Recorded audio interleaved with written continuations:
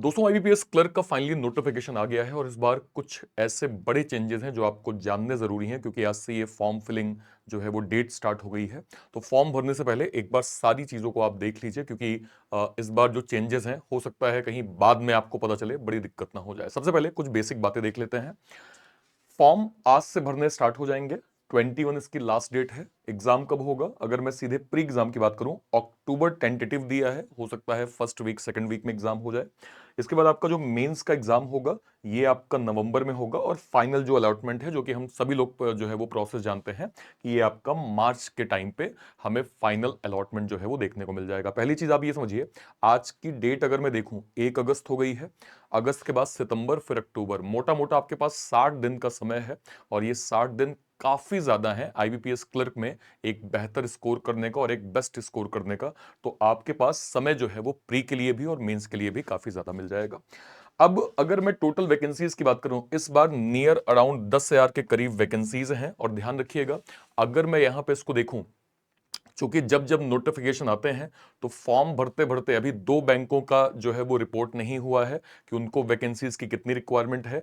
तो लास्ट में आते आते ये वैकेंसीज के नंबर नियर अराउंड 12-13 हजार भी हो जाएंगे, जो कि बहुत अच्छे नंबर है। मतलब अगर मैं इसकी तुलना करूं लास्ट ईयर से, अगर मैं वैकेंसीज को देखूं, लास्ट ईयर 11,000 वैकेंसी थी, इस बार भी नियर अराउंड 11,000 है। और अगर मैं ईयर एंड होते होते जब वैकेंसीज को रिपोर्ट करते देखूंगा बैंकों का, तो कोई बड़ी बात नहीं है कि आपको 12,000 वैकेंसीज टोटल देखने को मिल जाए, जो कि आपके लिए काफी अच्छा होगा। ठीक है, ओके, नेक्स्ट पे आ जाइए।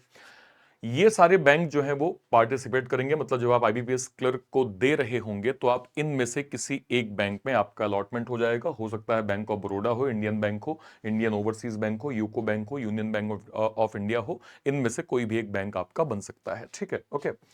अब आ जाते हैं आपकी सैलरी पे। देखिए ये नंबर चूंकि आप हो सकता है बिगनर होंगे, मैं आपको मोटा मोटा बता देता हूं कि आपकी इनिशियल लेवल पे सैलरी जो है वो लगभग 45 से 50 हजार के करीब, मतलब 45 से 48 तो आपको आपकी बननी ही बननी है। और फिर ईयर टू ईयर आपका ग्रोथ होगा जिसके बिहाफ में आपकी सैलरी 50, 55, 60 हैज इट इज आगे आगे जाते जाते आपकी ये सैलरी ईयर एक्सपीरियंस के हिसाब से बढ़ता चला जाएगा। 45 हजार अगर एक पब्लिक सेक्टर बैंक में आप हैं, है ना, और वहां से आप शुरू कर रहे हैं अपना कैरियर, तो 45 हजार की सैलरी बहुत अच्छी है। और एक सिस्टमेटिक आपका रूटीन होता है बैंक कवर का, आप जानते हैं। ठीक है, तो आपके लिए कैरियर पर्सपेक्टिव में प्लस सैलरी टर्म्स में ये नंबर काफी अच्छे बनेंगे। ठीक है, ओके। अब बात कर लेते हैं सबसे इंपॉर्टेंट चीज, आ जाते हैं डिग्री की। देखिए सबसे पहले डिग्री की हम बात करते हैं। आपके पास कोई भी एक डिग्री, आपने बीए किया है, बीकॉम किया है, बीएससी किया है, बीटेक किया है, कोई भी डिग्री आपकी यहां पे ले ली जाएगी। इस बार एक इंपॉर्टेंट करेक्शन यहां पे क्या दिया है, आप जरा पढ़िए यहां पे क्या लिखा है। मैं अगर डिटेल में यहां पे देखूंगा तो लिखा है computer literacy, operating and working knowledge in computer system is mandatory. ये मैंडेटरी वर्ड पहले नहीं दिया होता था, इस बार हमें कंपलसरी जो है वो देखने को मिल गया है। अब आप यहां पे क्या करेंगे मैं आपको क्लियर बता देता हूं। देखिए पहली चीज आप ये देख लीजिए, क्या आपने टेंथ में, ट्वेल्थ में या ग्रेजुएशन में कंप्यूटर नाम का कोई सब्जेक्ट आपका था क्या? अगर वो टेंथ में था, ट्वेल्थ में था या फिर आपका डिग्री में था, तो आपको अलग से जो है वो करने की आवश्यकता नहीं होगी। पर मान लीजिए अगर ऐसा नहीं है कि आपके पास कंप्यूटर का कोई भी, ना तो टेंथ में, ना तो ट्वेल्थ में, ना तो डिग्री में, कुछ भी नहीं है, तो फिर आप क्या करिएगा, आपके नियर अराउंड जहां भी एक इंस्टीट्यूट होगा वहां से आप एक सर्टिफिकेट जो है वो कोर्स करके ले सकते हैं। और सर्टिफिकेट आपको फॉर्म फिलिंग के टाइम पे आवश्यकता नहीं। मेरी बात समझिए, अभी जैसे आपके पास समय है तो आप जब फॉर्म फिल करेंगे तो आप वहां मेंशन कर देंगे कि हाँ भाई मेरे पास ये चीजें हैं, मैं इसको जो है वो कैरी कर लूंगा। ये काम आएगा डॉक्यूमेंट वेरिफिकेशन के टाइम पे, यानी कि ये आपका कब आएगा कि भाई जब आपका मेंस हो जाएगा, अलॉटमेंट आ जाएगा, तो आपके पास पर्याप्त समय है। आप फिलहाल केवल इतना मेंशन कर सकते हैं कि हाँ भाई मेरे पास डिग्री है, मेरे पास सर्टिफिकेट है, मेरे पास इसका एक प्रूफ है। और आपके जो भी नियर अराउंड जो भी इंस्टीट्यूट है जो कि एक कंप्यूटर की लिटरेसी बेटर देते हैं, वहां से आप सर्टिफिकेशन जो है वो कर सकते हैं। ठीक है, ओके। नेक्स्ट पे आइए और देखते हैं। एक्स सर्विसमैन पे एक मैं अलग से वीडियो करूंगा, जो भी हमारे डिफेंस के सर लोग हैं उनको मैं डिटेल बताऊंगा कि उनके लिए आईबीपीएस क्लर्क में इस बार क्या क्या मिलने वाला है। क्योंकि डिफेंस के हमारे सर लोग बेसिकली क्लरिकल एग्जाम्स की तैयारी कर रहे होते हैं, जिसमें आईबीपीएस क्लर्क, एसबीआई क्लर्क एक बड़ा एग्जाम है। और हमारे डिफेंस के सर लोगों का बड़ा सपना जो है वो आईबीपीएस क्लर्क और एसबीआई क्लर्क होता है। मैं डिटेल वीडियो करके सर आप सभी लोगों को आपके स्पेसिफिक बताऊंगा कि आपको क्या क्या आवश्यकता होगी। ठीक है, नेक्स्ट पे आइए। अब बात कर लेते हैं यहाँ पे एज की। देखिए एज आपकी मिनिमम 20 साल, मैक्स टू मैक्स यहाँ पे 28 साल। इसको हम कैलकुलेट करेंगे 1/8/2025 से। और ध्यान रखिएगा इसमें कुछ रिलैक्सेशंस भी दिए हुए हैं, जैसे अगर आप SC ST से हैं तो आपको 5 साल, अगर आप OBC से हैं तो आपको 3 साल, इसके अलावा पर्सन विथ बेंचमार्क डिसेबिलिटी 10 साल, और हमारे जो डिफेंस के सर लोग हैं जो भी एक्चुअल का जो है वो सर्विस पीरियड है प्लस 3 साल इसमें आप ऐड कर दीजिए। I guess max to max जो है वो 50 साल की लिमिट जो है वो दी हुई है। तो ये इतना आपका एज का लिमिट हो जाएगा, ठीक है। ओके, अब बात कर लेते हैं आप लोगों की फीस क्या होने वाली है। अगर आप SC ST PWBD ex serviceman या DESM है तो आपकी फीस यहां पे 175 रहने वाली है। और अगर आप जनरल, OBC या EWS से बिलोंग करेंगे तो आपकी फीस यहां पे 850 हो जाएगी, इसको ध्यान रखिएगा, ठीक है। ये आपकी फीस हो गई। नेक्स्ट पे आइए, अब बात कर लेते हैं सिलेबस की। देखिए प्री का जो एग्जाम पैटर्न है, एग्जाम पैटर्न लगभग कोई बदलाव नहीं है, सेम है। यहां पे आप देखें इंग्लिश 30 क्वेश्चन 30 मार्क्स, यहां पे मैथ्स के 35 क्वेश्चन 35 मार्क्स, रीजनिंग के 35 क्वेश्चन 35 मार्क्स, सभी में 20 मिनट सेपरेट अलॉटेड है। 1 घंटे का समय होगा, 100 क्वेश्चन होंगे, 100 आपके मार्क्स यहां पे मिलेंगे। इस बार जो बदलाव है वो सेकंड मोस्ट बदलाव हमने मेंस में देखा, जहां पे आप देख सकते हैं कि पैटर्न, जैसे आप जीए देखिए, जीए में इस बार क्या अपडेट है, 40 क्वेश्चन यहां पे हैं और 50 मार्क्स हैं और केवल 20 मिनट का समय दिया गया है, ध्यान रखिएगा। देन हम बात करें इंग्लिश की, 40 क्वेश्चन 40 मार्क्स 35 मिनट का समय, रीजनिंग में 40 क्वेश्चन 60 मार्क्स 35 मिनट का समय, देन मैथ्स में 35 क्वेश्चन 50 मार्क्स 30 मिनट का समय। टोटल आपको 155 क्वेश्चन यहां पे दिए जा रहे हैं, 200 मार्क्स होंगे और 120 मिनट यानी 2 घंटे का ओवरऑल टाइम, जो कि सेक्शनल टाइम, जो कि सेपरेट टाइम आपको दिया गया है, टोटल मिला के 120 मिनट का टाइम हो जाएगा, ठीक है। ये एक आपका प्रोसेस हो गया। नेक्स्ट पे आइए, अब बात कर लेते हैं LPT की, लोकल प्रोफिशिएंसी टेस्ट क्या होता है, इसको एक बार डिटेल समझ लेते हैं। वैसे पहले मैंने इसको जो है वो आपको बताया हुआ है, एक बार समझिए। Candidate applying for vacancies of a particular state UT should be proficient in reading, writing, speaking, and understanding the specified opt local language of that state UT mentioned in the list provided for each state UT as per जो भी आपका। देखिए मान लीजिए, let suppose मैं कहूं कि मैंने, मान लीजिए आंध्र प्रदेश से फॉर्म भरा, ठीक है। अब आंध्र प्रदेश की एक मैंडेट लैंग्वेज जो है वो क्या कहते हैं, तेलुगु होगी। तो मुझे ये मेक श्योर करना पड़ेगा कि मुझे तेलुगु बोलते, लिखते, समझते आना चाहिए। तो एक चीज ये बहुत ध्यान रखिएगा कि आप केवल स्टेट की वैकेंसीज पे मत जाइएगा कि नहीं नहीं अरे यार केरला में बहुत अच्छी वैकेंसी है, गुजरात में बहुत ज्यादा वैकेंसी है, महाराष्ट्र में काफी अच्छी वैकेंसी है। आप ये देख लीजिए क्या वहां की लोकल लैंग्वेज से आप फैमिलियर हैं।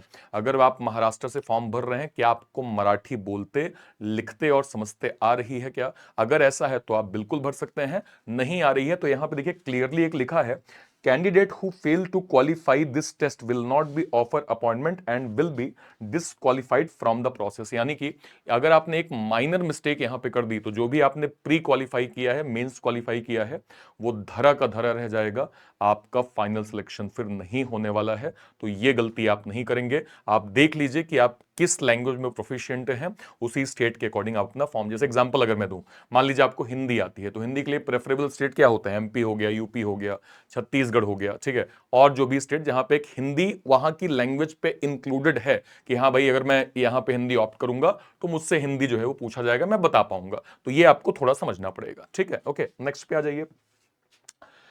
एडिट विंडो, ये एक बहुत अच्छा चेंज है, बहुत अच्छा बदलाव है जो कि इस बार IBPS ने किया है। देखिए अभी तक होता क्या था, मान लीजिए मैंने कोई फॉर्म भरा, ठीक है, फॉर्म भरने के बाद मैंने फॉर्म सबमिट कर दिया। अब मुझे याद आया कि यार मैंने जो एज है ना, वो जहां पे 1992 लिखना था मैंने 1994 कर दिया। अब वहां पे आपको दुनिया भर के लोग अलग अलग एडवाइस करते हैं कि अरे यार वो एफिडेविट लेके जाना है ना, फिर ऐसा कर लेना। मान लीजिए DV के टाइम पे उसको वो रिजेक्ट कर दिया गया, तो फिर आपकी सारी मेहनत बर्बाद हो जाएगी। अभी यहां पे एक अच्छा अपडेशन है कि मान लीजिए after the closing date for receipt of online application candidate will be provided the for a period of 2 or 3 days edit window to enable candidate to correct modify online application form wherein candidate will be allowed to resubmit application after making corrections changes in online application data as per their requirement। मतलब मान लीजिए मैंने form भर दिया, last date चली गई, तो उसके बाद मुझे 2-3 दिन का एक विंडो मिलता है जहां पे मैं कुछ करेक्शंस कर सकता हूं। अगर मुझे लगता है कि मैंने कोई मिस्टेक कर दी, मैंने अपनी कैटेगरी गलत डाल दी, मेरी एज जो है वो गलत हो गई है, नाम भी, ऐसे कुछ मैंडेट जो कि DV में आपसे मांगे जाएंगे। मान लीजिए आपसे DV में परसेंटेज मांगा गया, ठीक है, और आपने मान लीजिए 70 कर दिया, 70% है आपके और आपने गलती से वहां पे 95 कर दिया, तो ये बड़ा ब्लंडर है भाई, क्योंकि आपने मेंशन 70 किया, दिखा आप 95 रहे हैं। समझ रहे हैं आप? जैसे आपकी एज है, अब एक एज आपकी 24 साल है, आपने गलती 27 साल कर दिया, हालांकि आप एलिजिबल दोनों के अंदर हैं क्योंकि 20-28 के अंदर आ रहा है, लेकिन आपने बोला कुछ और है, आप दिखा कुछ और रहे हैं। तो ये चीज एक गड़बड़ है, और इसी को करेक्ट करने के लिए अभी तक क्या होता था कि आप फॉर्म को रीसबमिट करते थे, और जो भी आपकी फीस है 850, 175, आप इसको दोबारा से फॉर्म जो है वो भरा करते थे। अभी ये अच्छी चीज है कि इसको अपडेट करके आपको एक ही करेक्शन विंडो यहां पे दिया गया है। ठीक है, ओके। चलिए, अब देखिए, ये भी एक इंपॉर्टेंट चीज है, ये जनरली जो है वो हम एज अ टीचर जो है वो आपको गाइड करते हैं कि ये चीजें आप अवॉइड करिए। बहुत डिटेल में इस बार मेंशन किया गया है, बहुत डिटेल में, कि भाई आप बॉक्स, प्लास्टिक, कैलकुलेटर, है ना, इसके बाद scale, writing pad, pen drives, ये सब लेके नहीं जाएंगे आप। मोबाइल फोन, ब्लूटूथ, मतलब ये अंदर लेके नहीं जा सकते आप, ठीक है। और year rings, watch list, camera device, कुछ भी ऐसा ईटेबल चीज आप अंदर लेके नहीं जा सकते हैं। तो इनका भी आपको ध्यान रखना है कि ऐसी कोई आप मिस्टेक ना करें, क्योंकि इस बार जो फॉर्म है ना उसमें बहुत क्लियर दिया है कि अगर आप फेयर स्टूडेंट पाए जाते हैं तो उसका मतलब क्या है, और अगर आपसे आप अनफेयर पाए जाते हैं, कुछ मिस्टेक होगी, तो उसमें क्या क्या प्रावधान हो सकते हैं, सब कुछ मेंशन किया गया है। क्योंकि अब देखिए, जिस तरह से चीजें और डिजिटली होती जा रही हैं, अब आपको हर एक सवाल का जवाब जो है वो हर अथॉरिटी से मिलता जा रहा है, तो चीजें बहुत स्ट्रिक्ट हो रही हैं ताकि पारदर्शिता हो, और ये होनी चाहिए, ये बहुत जरूरी है। तो आप ये इनको इसलिए थोड़ा सा ध्यान से आप पढ़ें, क्योंकि आप अगर एक सीरियस एस्पायरेंट हैं तो आप खुद नहीं चाहेंगे कि ऐसी कोई माइनर में गलती कर दूं जिससे मेरी पूरी साल भर की मेहनत बर्बाद हो। इसलिए आपको लग रहा होगा कि इनको मैं क्या ही पढ़ूंगा, लेकिन थोड़ा एक बार गो थ्रू कर लीजिएगा, ठीक है, ताकि आपके दिमाग में हेडेक फ्री रहे कि आपका फोकस पूरा अपनी पढ़ाई में और एग्जाम में जो है वो प्रॉपर होना चाहिए। ठीक है, अब बात कर लेते हैं कि आपका सिलेबस क्या है। देखिए, ये आपका प्री का सिलेबस है, प्री और मेंस दोनों का सिलेबस है। जब हम क्वांट की बात करते हैं, 10th लेवल की कंप्लीट मैथ है, 10th लेवल कंप्लीट मैथ है, percentage, ratio, proportion, averages, mixture, relation, pipe and system, time, speed and distance, profit loss, SI CI, partnership, ages. Then speed math, simplification, approximation, number series, quadratic. Then tabular DI, bar graph, line chart, pie chart, caselet DI, ये आपका DI का part हो गया। Mains का syllabus same है, level अलग क्या कहते हैं, क्या कहते हैं, हो जाता है, एक स्टेप अप हो जाता है। और डीआई का पार्ट यहां पे कुछ और डीआई जो कि टफेस्ट होती हैं वो आ जाती हैं। Graph DI, mix DI, missing DI, logical DI, arithmetic DI, data filler, statement based, data sufficiency, है ना, ये सारे टॉपिक आपको मेंस में जो है वो क्वांट के अंदर मिल जाता है। जब हम बात करते हैं रीजनिंग की, देखिए रीजनिंग, और अब रीजनिंग बहुत अपडेट हो चुका है, क्योंकि अब हमें जनरली जो पजल का सीक्वेंस है, सिटिंग और पजल का सीक्वेंस है, इसका एग्जाम में वेटेज अब कुछ कुछ एग्जामों में 90% से ऊपर तक हो चुका है। एसबीआई पीओ अगर आपने हालिया एग्जाम देखा होगा, 30 क्वेश्चन में से 25-26 क्वेश्चन केवल पजल पूछे गए थे। यानी आप समझिए 30 में से 25-26 मतलब मोर देन 90% की एक्यूरेसी आपकी पजल में आ रही है।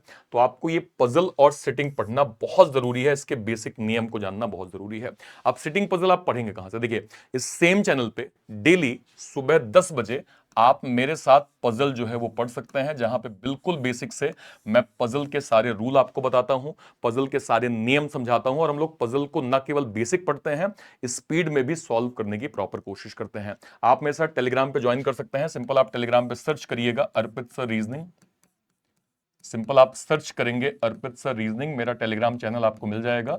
यहां से आपको सारी क्लास की video, link, content, PDF, note, सबका वन स्टॉप सॉल्यूशन अर्पित सर रीजनिंग टेलीग्राम चैनल है। मेक श्योर करें कि इसको आप लोग जो है वो टेलीग्राम पे ज्वाइन जरूर कर लेंगे, ठीक है। तो पजल का जो है वो चैप्टर हो गया, उसके बाद miscellaneous, alpha numeric series, blood, direction, coding, order ranking, syllog, inequality, alphabetical series, ये आपका मिसलेनियस का पैटर्न हो गया।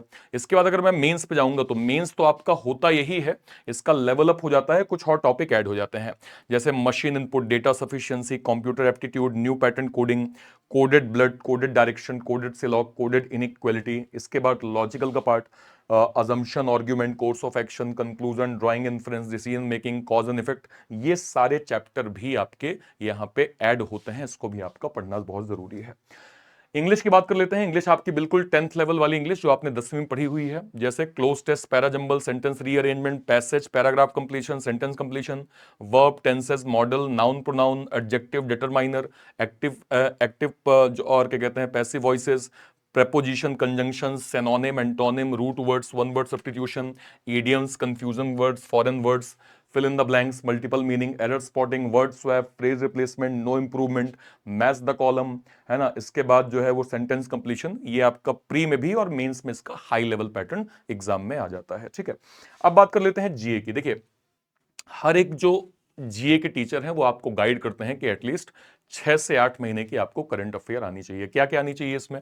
नेशनल और स्टेट्स के affair, economical, banking, business न्यूज़ेस, appointment, resignations, summit, conferences, important days and events, MOU, merger और acquisitions. इसके अलावा इंडिया और वर्ल्ड की regulatory body, money market Bharat में कैसे काम करता है, भारत का बैंकिंग सिस्टम क्या है, बैंकिंग की टर्मिनोलॉजी क्या है, ये आपको पता होना चाहिए।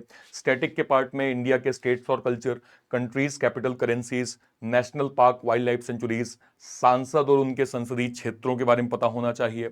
और जो मेंस में बहुत माइनर कंप्यूटर का पार्ट होता है, कंप्यूटर जनरेशन, एमएस वर्ड, इसके जो भी क्या कहते हैं एब्रिविएशन है, इन सभी के रिगार्डिंग आपसे बेसिक सिलेबस जो है वो पूछा जाता है। तो ये आपका ओवरऑल आईबीपीएस का इंपॉर्टेंट पॉइंटर हो गया जो आपको जानना बहुत जरूरी था। ठीक है, और आज से फॉर्म जरूर भर दीजिएगा।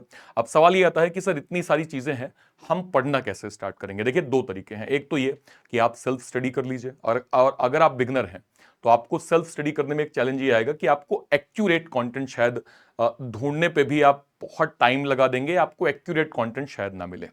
यहां पे टेक्स्ट बुक के अंदर हमने एक स्पेशल ऑफर आपको प्रोवाइड किया है, जहां पे हम 799 में 1 साल का कंप्लीट आपको सब्सक्रिप्शन प्रोवाइड कर रहे हैं सुपर पास का, जिसमें आपको अनलिमिटेड मॉक टेस्ट और सारे के सारे लाइव बैचेस का एक्सेस मिल जाएगा। ये एक्सेस आपको जो है वो सुपर पास में प्रॉपर मिल जाएगा जब आप इस कोड को यूज करेंगे, दैट इज AS01।